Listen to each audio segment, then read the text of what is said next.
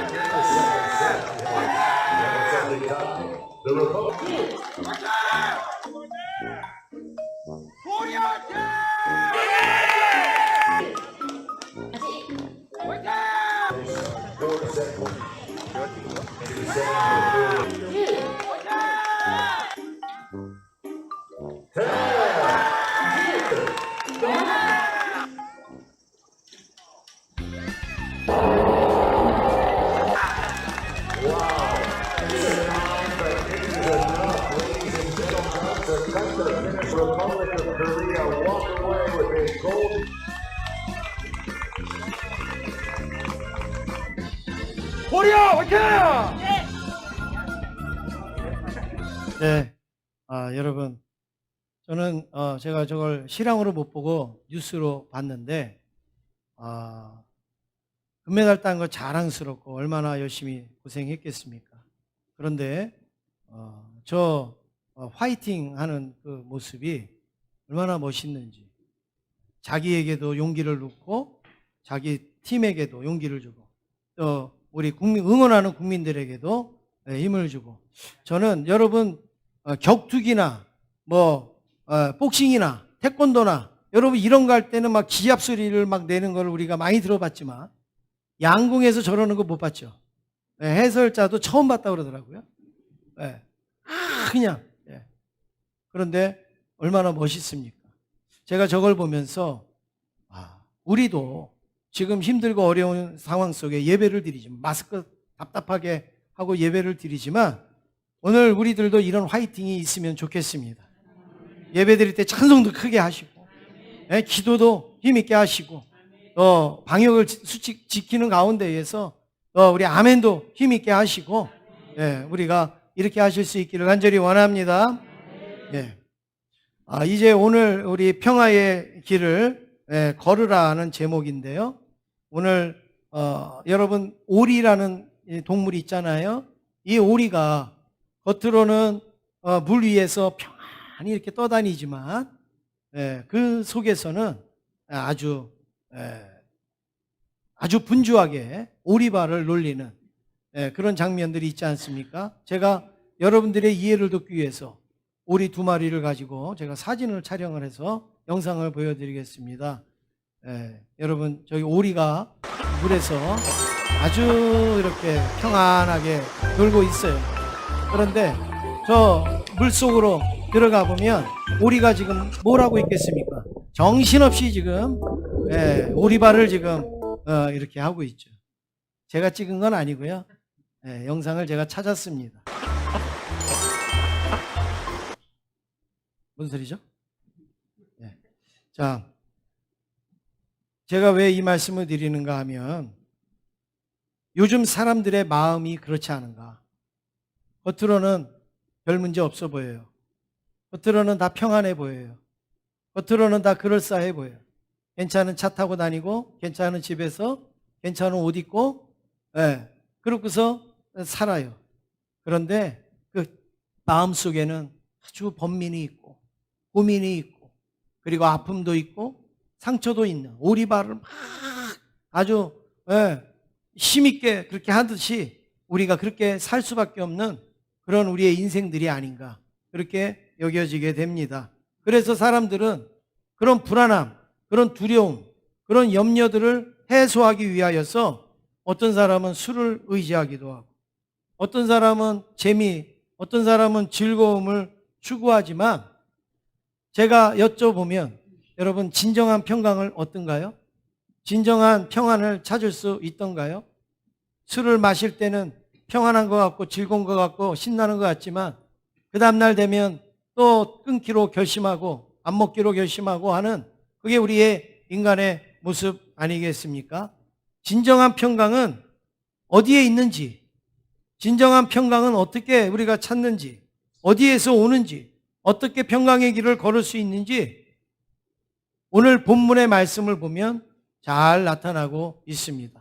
우리가 말씀을 통해서 평강의 길을 찾고 평강의 길을 걸어갈 수 있는 저와 여러분 되시기를 주님의 이름으로 축원합니다.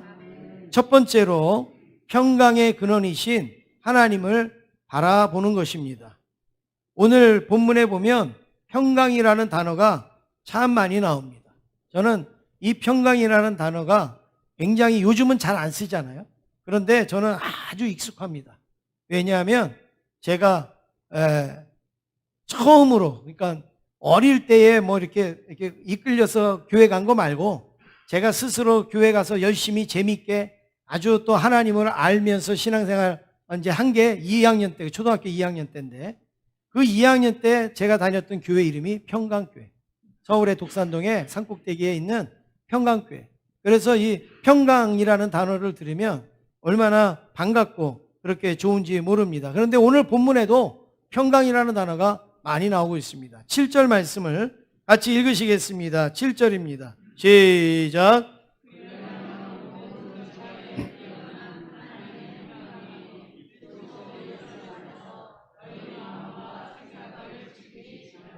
네.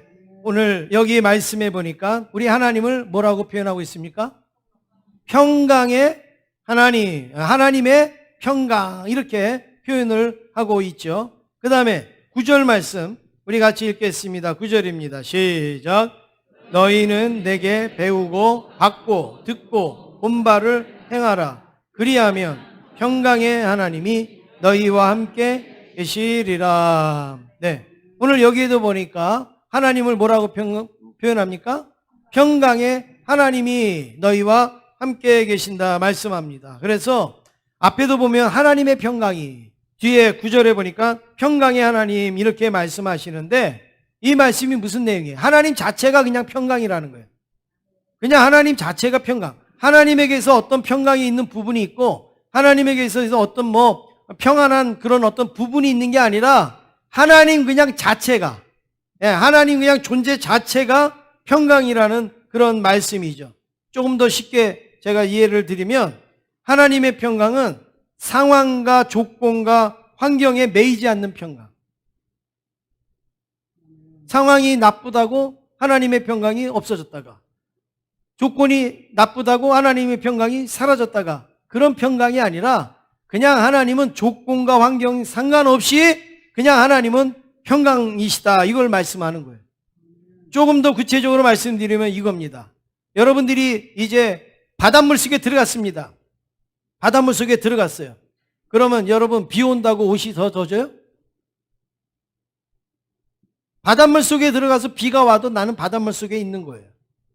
바닷물 속에 있는데 햇빛이 막 내리쬐요. 그래도 나는 지금 어디에 있는 거예요? 바닷물 속에 있는 거예요. 바닷물 속에 있는데 바람이 막 불어요. 그래도 나는 지금 어디에 있어요? 바닷물 속에 있어요. 여러분, 바닷물 속에 있으면서 비를 맞으면서 나는 지금 비 맞고 있다, 이렇게 얘기하는 사람 없어요. 바닷물 속에서 뜨거운 햇빛이 있는데 나는 지금 햇빛 아래 있다, 이렇게 말하는 사람 없어요. 바닷물 속에서 바람이 부는데 나는 지금 바람을 맞고 있다, 이렇게 말하는 사람이 없어요. 나는 지금 다 바닷속에 있는 거예요. 바닷물 속에서 헤엄치고 있고 바닷물 속에 들어가 있는 거예요. 하나님의 평강이 이렇다라는 거예요. 내가 하나님의 평강 안에 있어요. 그러면 고난이 와도 나는 하나님의 평강에 있는 거예요. 환난이 와도 나는 하나님의 평강에 있는 거예요. 시련이 오고 여러 가지 문제가 생겨도 나는 지금 어디에 있다고요? 하나님의 평강에 있다 이거예요. 우리는 바닷물 속에 들어가 있어서 나는 바닷물에 있다고 말하면서도 하나님의 평강 속에 있다고 하면서도 고난이 오면 나는 고난 속에 있다 이렇게 얘기를 한다니까요. 나는 근심 속에 있다고 이렇게 말한다고요. 안 맞잖아요, 논리가. 나는 근본적으로 하나님의 평강 안에 있어요. 그런데 그 가운데 고난이 왔다가 가는 거예요. 근심이 왔다가 가는 거예요. 그래도 나는 여전히 어디에 있어요? 하나님의 평강 안에 있는 거예요. 할렐루야. 여러분, 이런 평강이 저와 여러분에게 있기를 원합니다. 그래서 이런 모든 것을 뭐라고 말하느냐? 평강의 하나님이, 하나님의 평강이, 이거를 우리가 합쳐서 뭐라고 그러냐? 모든 지각에 뛰어난 하나님의 평강이라. 모든 지각에 뛰어난 하나님의 평강. 어떤 상황에서든지 어떤 환경에서든지 하나님의 평강이라 이거예요. 이게 모든 지각에 뛰어난 하나님의 평강. 이런 평강은 어디서 맛볼 수 있습니까? 어디 가야 살 수 있어요? 어디 가야 얻을 수 있습니까? 예수님 안에서. 예수님을 만나면, 예수님과 관계를 우리가 가지면 거기에서 그런 평강을 만날 수가 있습니다. 요한복음 14장 27절 말씀을 같이 한번 읽겠습니다. 시작. 평안을 너희에게 끼치노니 곧 나의 평안을 너희에게 주노라. 내가 너희에게 주는 것은 세상이 주는 것과 같지 아니하니라. 너희는 마음에 근심하지도 말고 두려워하지도 말라. 네. 지금 예수님이 우리에게 뭘 주신다고요? 평안을 주시겠다. 내가 평안을 주노니 너희에게 끼치노니 그랬어요. 그런데 주님이 주시는 평안은 뭐라 그랬어요? 세상이 주는 거하고 다르다. 세상이 주는, 세상에서 추구하는 평안하고는 틀리다. 주님이 주시는 평안은 예수님만 줄 수 있는 평안, 예수님만 허락할 수 있는 평안을 우리에게 주신다. 세상이 그 평안을 아느냐? 알지 못한다는 거예요. 알 수도 없는 평화, 평화, 평화. 예수님이 주시는 평화는 알아요, 몰라요? 세상이요? 몰라요. 그러니까 사람들이 뭐라 그럽니까? 야, 교회에 가면 밥이 나오냐, 떡이 나오냐. 오늘 떡 나옵니다, 우리.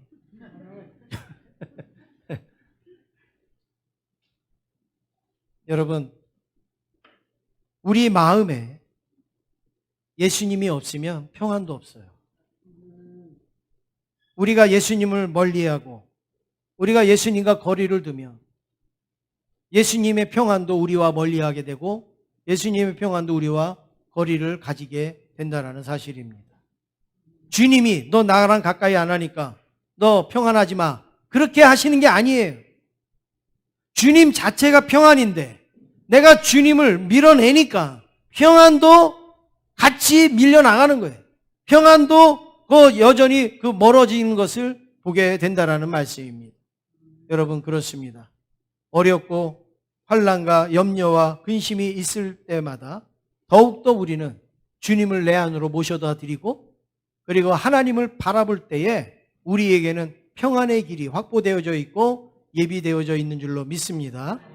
두 번째는 공동체의 평안을 지키라는 말씀입니다. 아마 이 부분은 우리가 잘 인식을 못하거나 안 하거나 아니면 별로 관심이 없는 부분일 수도 있습니다. 우리는 내 개인의 평안에 대해서는 너무나도 많은 생각을 해요. 내 개인의 평강에 대해서는 많이 애를 써요. 내가 평안하고 내가 안정이 되기를 위하여서 많이 쓰지만, 여러분, 내 개인의 평안이 오기 위해서는 반드시 내가 머물고 있는 공동체가 평안해야 돼요. 내가 머물고 있는 공동체가 평강해야 내가 평안할 수가 있는 거예요. 오늘 빌립보 교회는 어느 초대교회들보다도 모범적인 교회가 빌립보 교회예요. 아주 모범적이에요. 헌신적이고 섬기고 사랑도 많고 아주 좋은, 특별히 책망받거나 어떤 이런 질책받는 부분이 없어요, 이 빌립보 교회는.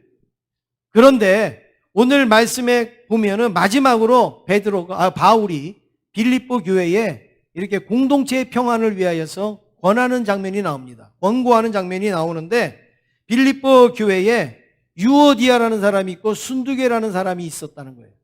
근데 이 유오디아가 누구냐? 순두계가 누구냐? 뭐 우리는 자세히는 모르지만 영향력이 있는 사람이다라는 건 알 수 있어요. 영향력 있는 사람. 그 교회에서, 빌립보 교회에서 영향력 있는 사람이죠. 정말 그 사람으로 인하여서 일하게 되고 섬기게 되고 이렇게 하는 아주 중요한 결정을 내릴 수 있는 사람이 영향력 있는 사람이잖아요. 유오디아와 순두계가 바로 그런 사람이에요. 여러분, 이 영향력 있는 사람이 합시다 이러면요 교회가 다 같이 일하게 되는 거예요. 영향력 있는 사람이 괜찮습니다 이러면 다 괜찮아요. 근데 영향력 있는 사람이 문제를 일으키면요 교회가 전체적으로 다 흔들리는 거예요. 교회가 전체적으로 막 어려운 일이 있는 거예요. 그래서 영향력 있는 분은 기도를 2배 더 해야 돼요. 기도를 3배 더 해야 되는 거예요. 화이팅 영상 한번 더 볼까요, 우리? 여러분, 교회에서 중요한 자리에 있고 중요한 역할을 맡고 있고 중요한 직분을 갖고 있다고 하시는 분은 2배, 3배 더 기도하셔야 됩니다. 왜냐하면 좋은 영향력을 내가 끼치지 못하면 교회가 흔들리는 거예요. 성도들이 흔들리는 거예요. 공동체가 어려워지는 거예요. 영향력이 작으신 분은 내가 무슨 문제를 일으켜도 아직까지는 크게 이렇게 안 돼요. 근데 영향력이 있다는 분은 그분의 말 한마디, 그분의 행동, 그분의 어떤 모션 하나가 아주 교회를 시끄럽게도 하고 평안하게도 하고 아름답게도 만들 수가 있기 때문에 하나님 앞에 하나님 내가 좋은 영향력, 선한 영향력을 끼칠 수 있도록 그렇게 2배, 3배 더 기도해야 된다는 말입니다. 오늘 여기 유오디아와 순두계가 바로 그런 부분에서 영향력이 있는 사람이었는데 좋은 영향력이 아니라 나쁜 영향력이 있었어요. 물론 처음에는 좋은 영향력이 있었겠죠. 그런데 하다가 보니까 나쁜 영향력이 생긴 거예요. 그래서 둘이 분쟁하게 된 거예요. 둘이 싸우게 된 거예요. 무엇 때문에 싸웠는지 무엇 때문에 분쟁하는지는 몰라요. 그런데 바울이 권하는 내용을 보면 분명히 다툼이 있구나 알 수 있습니다. 2절 말씀, 오늘 본문의 2절 말씀 같이 읽겠습니다. 시작.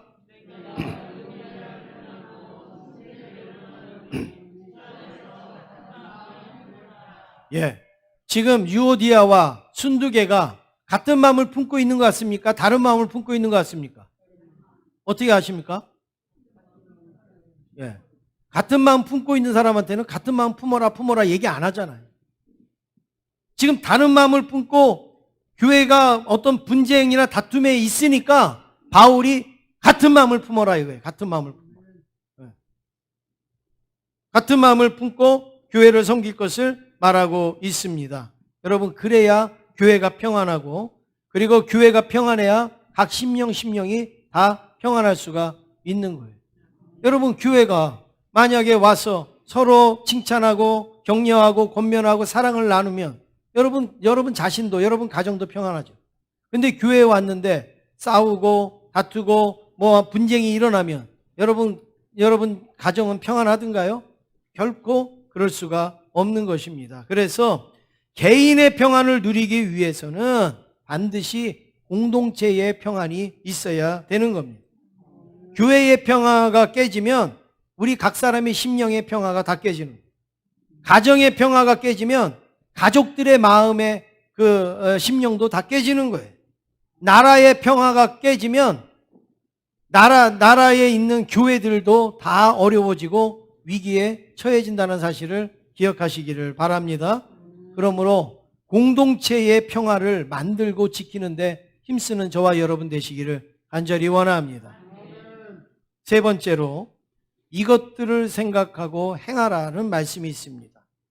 공동체의 평화와 개인의 평화를 지키기 위해서 우리가 해야 될 게 있어요. 그러면 어떻게 지키느냐? 왜 공동체의 평화를 어떻게 만드느냐? 개인의 평화를 어떻게 이루느냐? 이것들을 생각하고 행하라 이거예요. 생각하고 행하라. 이게 균형이에요, 균형. 생각도 해야 되고 행하는 것도 해야 되고 이게 균형이 맞아야 돼. 그래야지 여러분 이게 쓰러지지가 않아요. 근데 생각만 많이 해요. 그러면 균형이 안 잡히죠. 생각은 안 하고 막 행동부터 해요. 그러면 그것도 균형이 안 맞죠. 생각도 많이 하고 거기에 맞는 행함이 있을 때에 우리의 신앙은 평안한 그 날개짓을 할 수가 있는 것입니다. 그러면 무엇을 생각하느냐? 8절 말씀 우리 같이 읽겠습니다. 8절입니다. 시작. 끝으로 형제들아 무엇에든지 참되며 무엇에든지 경건하며 무엇에든지 오르며 무엇에든지 정결하며 무엇에든지 사랑받을 만하며 무엇에든지 칭찬받을 만하며 무슨 덕이 있든지 무슨 기림이 있든지 이것들을 생각하라. 이것들을 생각하라. 이 말씀이 뭐냐? 조금 제가 요약을 드리면 이거예요. 참된 게 무엇인지, 경건한 게 무엇인지, 옳은 것이 무엇인지, 정결한 것이 무엇인지, 무슨 일을 할 때마다 또 사랑할 만한 것이 무엇인지, 칭찬할 만한 것이 무엇인지, 덕이 되는 게 무엇인지를 생각하라는 거예요. 지금 내가 뭘 해야 덕이 될까? 내가 지금 뭘 해야 경건할까? 내가 지금 뭘 해야 사랑하는 건가? 내가 뭘 해야 옳은 건가? 이거를 생각하라는 거예요. 그래서 우리 이런 걸 생각하지 못하고 막 행동하는 사람을 뭐라 그럽니까? 생각이 없는 사람이라 그러잖아요. 생각이 없는 사람. 네. 생각이 없는 사람. 이게 옳은 건지 이게 맞는 건지를 생각을 먼저 해라. 잘 생각을 해라. 여러분, 우리의 어떤 생활 속에서도 이런 생각이 여러분 많이 있으시길 원합니다. 그냥 불필요한 생각, 쓸데없는 생각 이런 걸 많이 하는 게 아니라 지금 내가 예배를 드리는데 어떻게 하는 것이 내가 예배를 온전히 드리는 건가 생각을 하고 또 내가 누구와 교제를 하는데 지금 이 교제에서 내가 어떤 태도를 갖는 게 그게 옳은 건가 이런 생각을 하게 되어지고 지금 내가 여러 가지 어려운 일들을 만났는데 이런 어려운 일들을 내가 어떻게 받아들이는가 이런 생각들을 잘 해야 된다는 거예요. 이거. 이 생각이 먼저 옳아야 된다는 거예요. 그 다음에 두 번째는 그 9절에 보니까 같이 읽겠습니다. 9절입니다. 시작. 너희는 내게 배우고 받고 듣고 본 바를 행하라. 그리하면 평강의 하나님이 너희와 함께 계시리라. 예, 생각을 했어요. 그 다음에 뭘 해야 되느냐? 배우고 듣고 보고 한 것을 뭐 하라고요? 행하라, 행하라. 행하라. 몸으로 움직여라. 한동안 우리 한국교회 성도들을 비아냥거리는 말로 한국교회 성도들은 천국 가면 뭐만 떠 있다고 그래요? 예? 입만 떠 있다. 말은 잘한다 이거예요. 말은 잘한다 이거예요. 근데 실천이 안 되는 거예요. 행동이 안 된다는 것을 아주 비판적인 말로 그런 이야기를 하지 않습니까?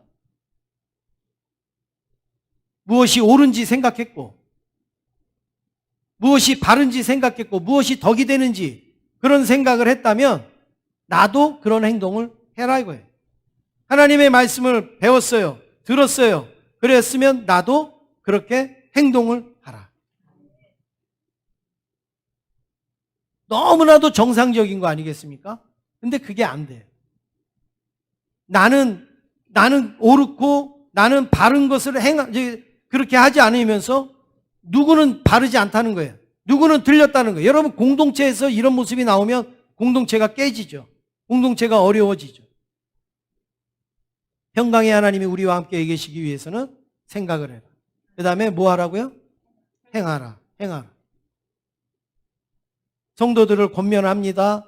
그리고 성도들하고 상담도 합니다. 여러 가지 이야기들을 합니다. 그러면 성도들이 뭐라 그러는지 알아요? 알아요, 목사님. 나도요, 알아요. 나도 다 알아요. 알면은 행하면 되잖아요. 근데 행하지를 못하는. 행동으로 옮기지를 못하는. 교회를 열심히 다니는 아내가 있었습니다. 근데 남편이 이 아내를 핍박을 해요. 예수 믿는다고, 교회 간다고 핍박을 해요. 아주 못된 그런 남편이 있어요. 핍박하는. 그래서 교회를 가려고 탁 나서면 뒤통수에다 대고 막 욕을 하고 저주를 하고 뭐 막 그렇게 하는 아주 못된 그런 남편이 있었어요. 그런데도 아내는 늘 그 소리를 듣고 교회 가서 예배를 드리고 와요. 그러니 기쁨이 없죠. 그러니 뭐 감사가 없죠. 집에 와도요, 인상 쓰고 있고, 집에 와도 별로 관계가 별로 안 좋아요. 그냥 늘 그 생활이 반복되는 거예요. 오늘도 마찬가지예요. 아내가 교회를 가는데 남편이 막 뒤통수에 대고 막 막말을 하고 핍박을 합니다. 그 아내가 이제 성경책을 들고 가서 예배를 드리는데 말씀의 은혜를 받은 거예요. 다른 때도 은혜 받았지만 그날 말씀에 더 은혜를 받은 거예요. 그래가지고 말씀의 은혜를 받고 결심을 하고 예배를 끝나고 집에 가가지고 아주 밥도 따뜻하게 해가지고 남편한테 공손하게, 식사 시간이 늦어서 미안해요 여러분, 여보 이거 드세요 뭐 이러면서 이제 막 밥도 공손하게. 남편이 이상한 거예요. 아니 딴 때 같으면 밥 먹었는지 안 먹었는지 신경도 안 쓰고 그냥 냉기가 막 도는데 오늘은 왜 이렇게 공손하게 이렇게 할까? 남편이 감동을 먹은 거예요. 야, 교회를 갔다 오더니 딴 때랑 달라졌네. 그래 남편이 감동을 딱 먹었는데 그 다음날 이렇게 이제 바깥에를 이렇게 나가서 이렇게 하는데 목사님을 만난 거예요. 교회 목사님을. 목사님이 반갑게 요즘 잘 계세요 뭐 이러면서 인사를 막 하니까 이 남편이 인사를 하면서 목사님 하나 궁금한 게 있는데요. 말씀해 보세요. 어저께 무슨 설교를 하셨어요? 설교 내용이 뭐예요? 남편이 이상하잖아요. 맨날 예배 드리러 가는데 어저께는 다르니까. 그래서 무슨 말씀의 은혜를 받았는가 해가지고 물어봐요. 어저께는 무슨 설교를 하셨어요? 그랬더니 목사님이 어제 설교요? 원수를 사랑하라. 원수를 사랑하라 이 설교를 했습니다. 그때 이 남편은요 충격을 받았어요. 내가 원수 짓을 했는데 내 아내는 말씀을 듣고 나를 사랑하는구나. 내가 원수 짓을 했는데 나를 원수로 보지 않고 말씀을 듣고 원수를 사랑하라는 말씀을 듣고 그래도 나를 사랑하려고 노력하는구나. 이걸 남편이 거기에서 확 충격을 받은 거예요. 여러분 이것도 은혜죠. 이것도 잘못 받아들이면 날 원수라고 생각을 해? 이렇게 들을 수 있잖아요. 근데 아니에요. 내가 원수 짓을 했는데 나를 사랑하라고 하는 하나님의 말씀을 듣고 나를 그렇게 사랑하는 게 얼마나 힘들었을까? 얼마나 어려웠을까? 그 남편이 그 다음에 교회를 갔을까요? 안 갔을까요? 예수 믿었을까요? 안 믿었을까요? 그 남편이 한 간증이에요 이게. 내가 그래서 예수 믿게 됐고 내가 신앙생활하게 됐다라고 하는 간증이 바로 그거라는 말씀입니다. 여러분 그렇습니다. 하나님의 말씀을 100번 듣고 1000번 들으면 뭐하냔 말이에요. 행함이 없고 행동으로 옮겨지지 않는데 말씀은 말씀이고 내 현실은 내 현실이고 내 삶은 내 삶이다. 그러면 말씀의 의미가 뭐냔 말이에요.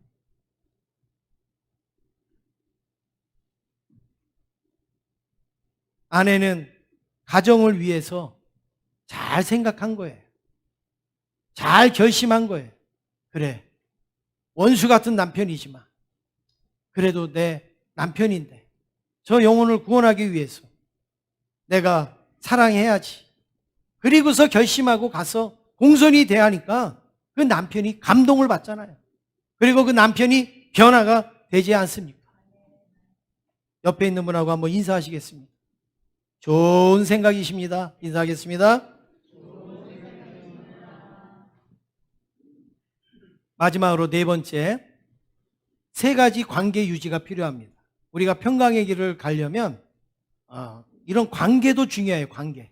3가지의 관계가 중요한데 첫 번째는 자아 관계입니다. 자아 관계. 그러니까 내 자신에 대한 관계예요.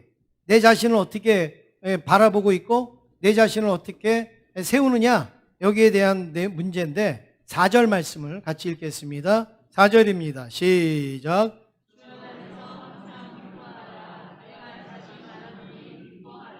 네. 지금 주 안에서 항상 기뻐해라. 내가 다시 말하는데 뭐 하라고요? 기뻐하라. 그러면 여러분 하나 제가 여쭤보겠습니다. 지금 이 말을 듣는 사람들은 기쁜 상황일까요? 슬픈 상황일까요? 네? 어렵습니까? 기쁜 상황이면 가만히 있어도 기뻐하죠. 금메달 딴 사람 보고 야 기뻐해 기뻐해 기뻐해. 뭐가 필요해요? 알아서 기뻐하는데. 그런데 떨어진 사람한테는 뭐라 그래요? 기뻐해. 그래도 감사해. 그래도 용기를 내. 뭐 이러잖아요. 그러니까 이 말씀은 지금 기뻐하는 사람한테 하는 말이 아니에요. 그런데 뭐라 그러냐? 항상 기뻐해라. 다시 말하노니 기뻐하라. 대부분 이런 말을 하면 우리는 이렇게 반문이 옵니다. 제가 설교를 준비하다가 보면 이런 설교를 이렇게 하면 성도들은 이렇게 반문을 하겠지? 그것까지도 제가 생각을 하고 설교를 하는 거예요. 목사님, 기뻐하기 싫어서 기뻐 안 하는 사람이 어디 있어요? 기뻐할 수 있는 상황이 돼야 기뻐하죠. 기뻐할 수 있는 환경이 안 되는데 그걸 기뻐하라고요? 목사님이 그 환경에 처해보세요. 기뻐하겠는가? 이런 반문이 여러분 속에서 있지요. 얼마든지 나올 수 있죠. 그런데 바울은 뭐라고 말을 하느냐? 기뻐하는 것도 그냥 기뻐하는 게 아니라 항상 기뻐해라. 여러분, 바울이 말로 하는 게 아니라 지금 바울은 감옥 속에 있습니다. 그리고 바울을 누가 걱정하느냐?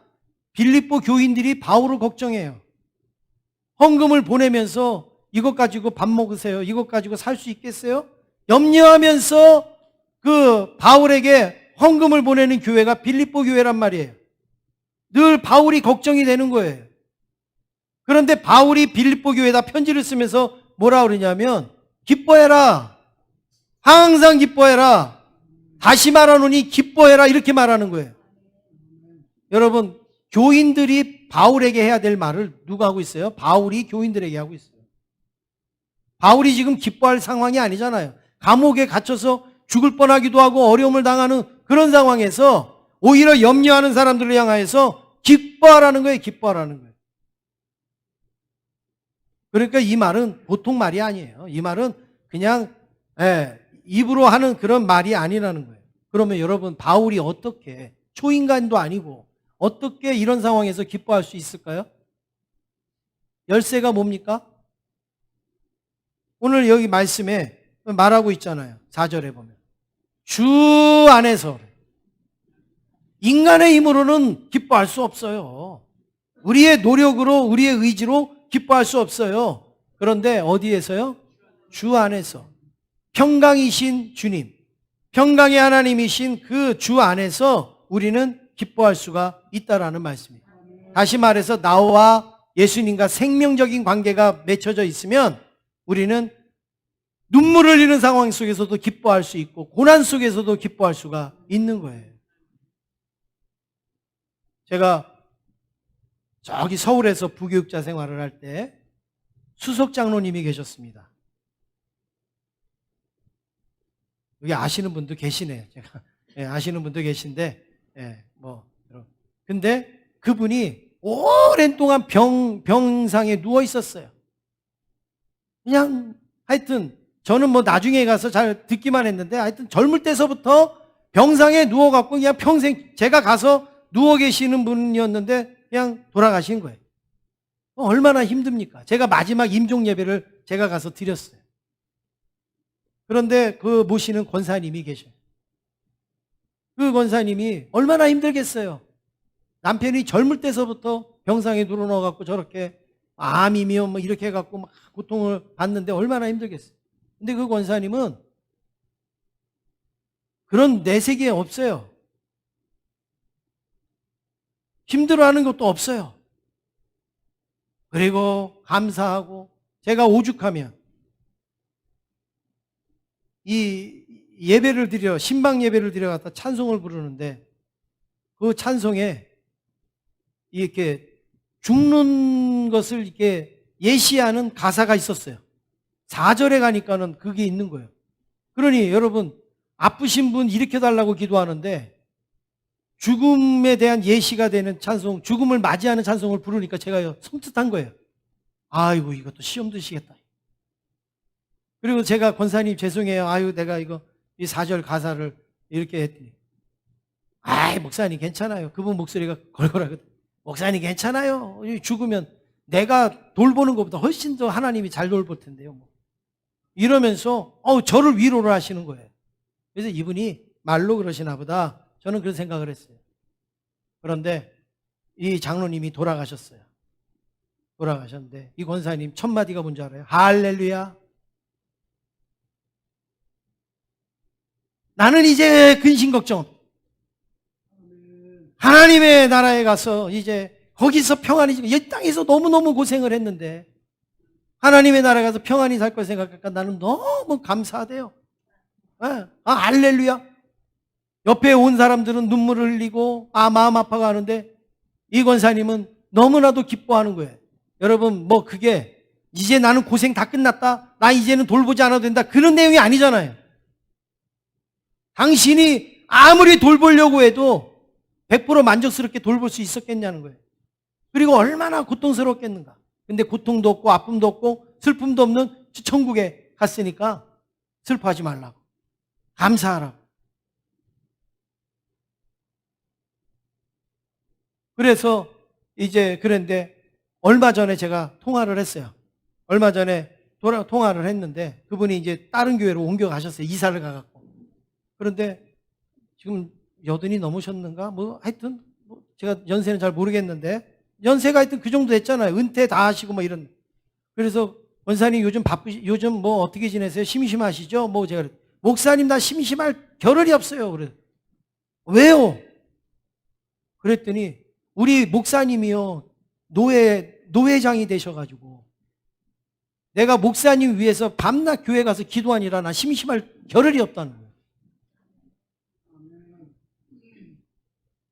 여러분, 같은 인간이지만 다르지 않습니까? 내공이 다르잖아요. 목사님 노회장 마칠 때까지 그 노예에 문제 없게 해달라고, 목사님 힘든 일 겪지 않게 해달라고 교회 가갖고 밤낮 기도한다는 거예요. 시차례 모이면 시차례 모인다고 가서 기도하고, 하면 모인다고 가서 기도하고, 그러니까, 저기 심심할 겨를이 없다는 거예요. 여러분, 왜 이렇습니까? 다 슬픈 게 왜 없겠어요? 다 고통스러운 게 왜 없겠어요? 그러나 자아의 관계에서 담대한 거예요. 자아의 관계에서 예수님과 생명의 관계에서 힘을 얻는 거 아니겠습니까? 그래서 바울은 빌립보서 1장 20절에 이런 고백을 합니다. 살든지 죽든지 그리스도가 존귀케 되기를 원합니다. 이렇게. 내가 살면 복음을 열심히 전할 수 있어서 주님이 존귀케 되니까 감사하고, 내가 죽으면 주님과 영원히 한 집에서 살기 때문에 나는 기쁩니다. 이게 바울의 고백이에요. 우리는 사는 거는 은혜고 죽는 거는 큰 문제라고 생각하잖아요. 근데 바울은 사는 것도 은혜요, 죽는 것도 은혜요. 사는 것도 그리스도의 유익을 위해서, 죽는 것도 그리스도의 유익을 위해서 그런 자세로 살고 있는 거죠. 그러면서 빌립보서 1장 12절에 이렇게 말합니다. 나는 비천한 것도 좋습니다. 나는 가난한 것, 풍부한 것도 좋습니다. 나는 배부른 것도 괜찮습니다. 나는 배고픈 것도 괜찮습니다. 왜냐하면 주님이 다 나에게 감당할 수 있는 비결을 주셨습니다. 나는 배가 고프면 비굴해지거나 그렇지 않습니다. 배가 부르면 교만해지거나 그렇지 않습니다. 왜냐하면 하나님께서 나를 자족할 수 있도록 나를 가르쳐 주셨기 때문에 내가 컨트롤을 할 수 있습니다. 바울이 그런 고백을 하고 있지 않습니까? 못난 인생은 어떻습니까? 조금 배부르면 자기가 최고인 줄 아는 거예요. 배고프면 세상이 다 무너진 것처럼 생각하는 거예요. 그게 못난 인생이에요. 근데 바울은 뭐라 그럴까? 난 비천에 처할 줄도 알고 풍부에 처할 줄도 알고 배고픔에 처할 줄도 알고 배부름에 처할 줄도 안다. 주님으로부터 난 일체의 비결을 다 배웠다 이거. 그러면서 1장 13절에 결론으로 이렇게 말합니다. 우리 한번 같이 읽으시겠습니다. 시작.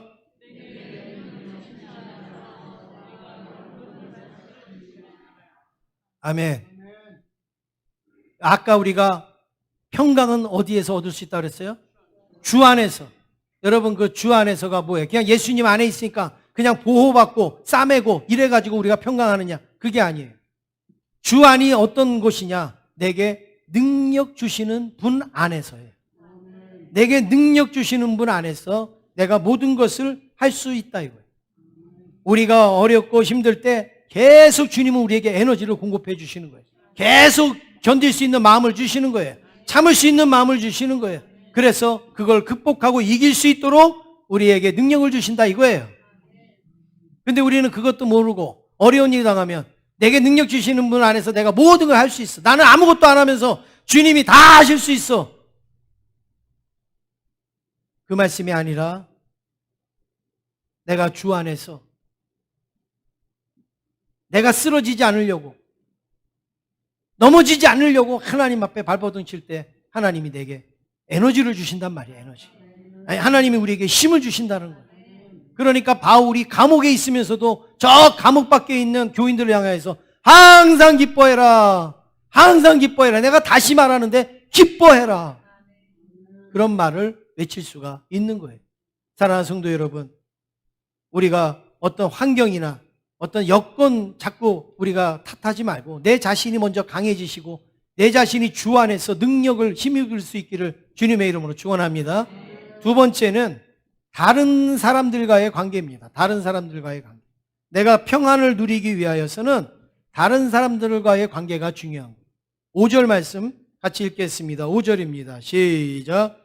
너희 관용을 모든 사람에게 알게 하라.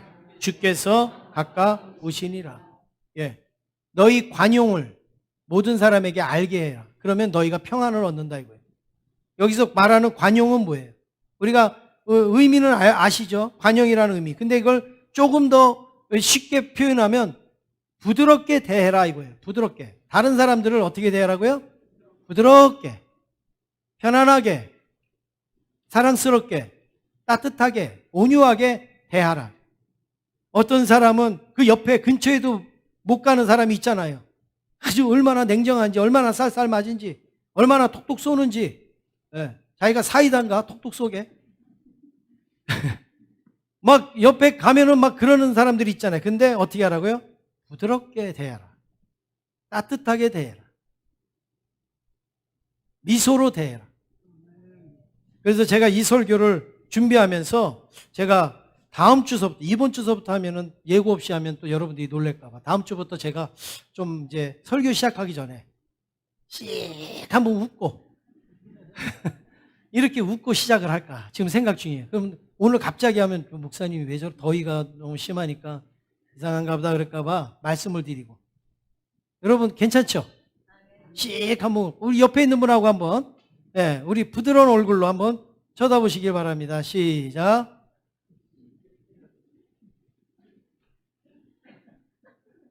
잘 안 되죠? 우리 한국 사람은 이게 잘 안 돼요. 근데 우리 자꾸 하자고요. 부드럽게 얼굴로 이렇게. 이게 뭐예요? 관용을 알게 하라. 이거 알게 하라. 내 옆에는 짜증나는 사람도 있어요. 얄미운 사람도 있어요. 이기적인 사람도 있어요. 뭐 속상한 사람도 있어요. 상처 주는 사람도 있어요. 그렇지만 어떻게 해요? 우리만큼은 부드럽게 대하자.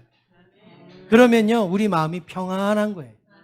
내가 누구에겐가 날카롭게 대하면 우리 마음이 평안합니까? 안 평안하죠. 마지막으로 세 번째, 하나님과의 관계입니다. 제일 중요한 거죠, 이게. 어떻게 보면 오늘 말씀의 핵심이에요. 하나님과의 관계. 우리가 평안의 길을 가는 거는 하나님과의 관계. 6절 말씀 함께 읽겠습니다. 6절입니다.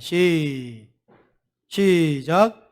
아무것도 염려하지 말고 다만 모든 일에 기도와 간구로 너희 구할 것을 감사함으로 하나님께 아뢰라. 예. 지금 하나님과의 어떤 관계를 갖느냐? 하나님 나 염려가 많아요. 나 문제가 많아요. 그러니까 나 기도하는 거 스톱이에요. 나 하나님 앞에 간구하는 거 스톱이에요. 나 감사하는 거 이거 잠깐 멈출게요. 지금 이거 너무 복잡해요. 이거 너무 힘들어요. 여러분 우리 하나님과의 관계가 대부분 이렇잖아요. 그런데 오늘 말씀해 보니까 그럼에도 불구하고 아무것도 염려하지 말라. 기도하고 간구하고 감사함으로 하나님께 아뢰라. 이것도 제가 이렇게 말씀드리면 여러분이 또 반문을 하죠. 목사님이 내 입장 내봐요, 감사가 나오나? 목사님이 내 환경에 처해봐요, 기도가 나오나? 염려가 있는데 기도가 어떻게 나옵니까? 염려가 없어야지 기도하지요. 여러분, 이런 말씀을 하잖아요. 그러면 여러분, 내가 기도할 수 없을 정도로 염려가 크다. 그러면 어떻게 해야 됩니까? 내가 기도할 수 없을 정도로 염려가 너무 많아요. 문제가 많아요. 그러면 어떻게 해야 됩니까? 제가 그 대답을 알려드리겠습니다. 기도할 수 없으면 더 기도하시면 됩니다. 염려가 많아서 기도할 수 없으면 더 기도하시면 됩니다. 염려를 해결하는 방법은 기도뿐이 없습니다. 그러므로 얼마나 기도를 해야 되는가? 염려만큼 기도하시면 되는 거예요. 염려가 이만하면 이만큼 기도하시면 되는 거예요. 여러분, 이게 어렵다고 생각하지만 하나도 안 어려워요. 왜냐하면 여러분 보세요. 여러분 아프면 아플수록 어디 가세요? 병원에 가잖아요. 내가 걸어서 못 가면 어디에도 실려가요. 119에 실려서라도 병원 가잖아요. 그러면 우리의 심령도 염려가 많고 걱정이 많고 근심이 많으면 많을수록 하나님 앞에 더 기도하는 게 당연한 원리 아니겠어요, 이게? 그런데 내 몸이 아파서 병원 가는 그거는 당연히 하는데, 내 신앙에 문제가 있어서 기도하지 못하는 거는 우리가 왜 그렇게 생각하냔 말이에요. 안 맞잖아요, 이게. 앞뒤가 안 맞잖아요. 내 몸이 아프면 아플수록 우리는 어떤 방법을 통해서라도 병원에 가려는 거예요. 내 마음이 아프면 아플수록 내 몸에 내 삶에 문제가 있으면 있을수록 더 하나님 앞에 기도해야죠. 더 하나님 앞에 구해야죠. 그래야 그 문제가 해결되지 않겠습니까? 사람은 거의 정면을 보고 삽니다. 그래서 내 앞에 있는 이 사람들을 보는 거예요. 아, 이 사람은 이렇구나, 저 사람은 저렇구나. 이렇게 사람을 바라봅니다. 그러다가 어떻게 해요? 너무 힘들고 어려우면 가끔 하늘을 쳐다봐요. 그러니까 어떻게 돼요? 하나님을 가끔 쳐다보니까 하나님 앞에 기도 못하는 거예요. 한숨만 쉬는 거예요. 그런데 우리의 눈을요, 45도를 들어야 돼요. 45도. 45도를 들면 뭐가 보입니까? 사람이 보입니까? 하늘이 보입니까? 하늘이 보여요. 사람을 보지 않고 하나님을 보면서 살다가 하나님으로부터 은혜를 누리다가 가끔 한 번씩 사람을 보면 우리가 용기가 나는 거예요. 힘이 나는 거예요. 그런데 맨날 사람만 보다가 힘들 때 하늘을 쳐다보니까 엄두가 안 나죠. 그런데 하늘을 보면서 살다가 하나님의 은혜를 맛보면서 살다가 가끔 내려다보면 우리가 감당할 수 있는 거고 우리가 뛰어넘을 수 있는 일들이라는 것을 우리는 알게 된다는 말씀입니다. 사랑하는 성도 여러분, 하나님은 우리를 사랑하시되 십자가의 독생자를 내어주시기까지 우리를 사랑하여 주지 않았습니까? 그분을 바라보면서 살아봐요. 그러면 이 땅에 살면서 일어나는 어려운 문제들을 보면 감사로 우리는 받아들일 수가 있단 말이에요. 그런데 내게 처해 있는 문제들만 이렇게 바라보면서 살면서 하나님 이거 어떻게 하라는 거예요? 하나님 이거 어떻게 하라는 거예요? 우리가 이렇게 받아들이면 감사도 사라지고 내 마음의 평안도 사라지는 거예요. 더욱더 기뻐할 수도 없다라는 말씀입니다. 사랑하는 성도 여러분, 환경은요 우리로 하여금 기도하게 만들어주지 않습니다. 환경이 우리로 하여금 기도하도록 내버려 두지를 않습니다. 배려하지 않습니다. 그렇지만 모든 상황에서 우리는 기도로 시작하고 기도로 마칠 수 있기를 원합니다.